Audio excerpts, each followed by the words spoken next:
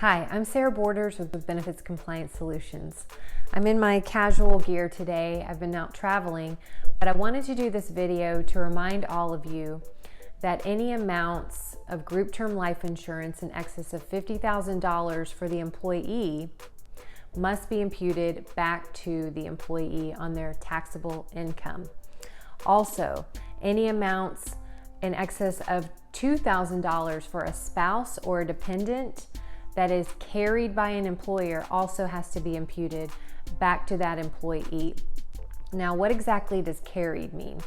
Well, it means that anytime an employer outright pays for group term life insurance or allows pre-tax payments of premiums through a cafeteria plan, that is considered carried by an employer, and therefore that amount needs to be added back into the employee's taxable income. Now, this also applies whenever there is something that we call straddling of the rates, and I'm going to go through that a bit more in my blog this week.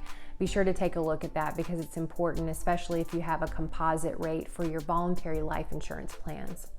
Now, let's take a look at an example, a typical example. If an employer, let's say, gives a basic term life amount to employees of 1 times annual salary or 2 times annual salary, and let's say that's $250,000 in basic group term life insurance for the employee.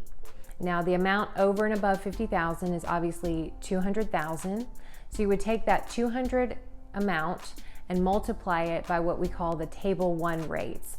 And this is just basically a special set of rates that the IRS has issued that you use for the age that the employee is during that year. So let's say an employee is 61 years old, they have that excess of $200,000.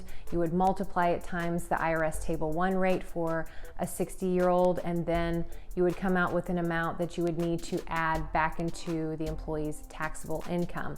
The same is true for any amounts for spouse or dependent if the amount is over $2,000.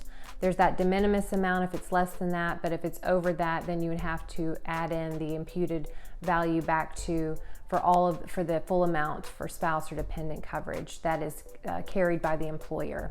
So this is quite a technical topic. I'm going to go through this a lot in my blog with a lot of examples for you.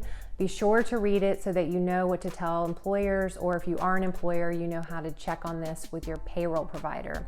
Let me know if you have any questions. Please be sure to like, comment, and share. Thanks so much.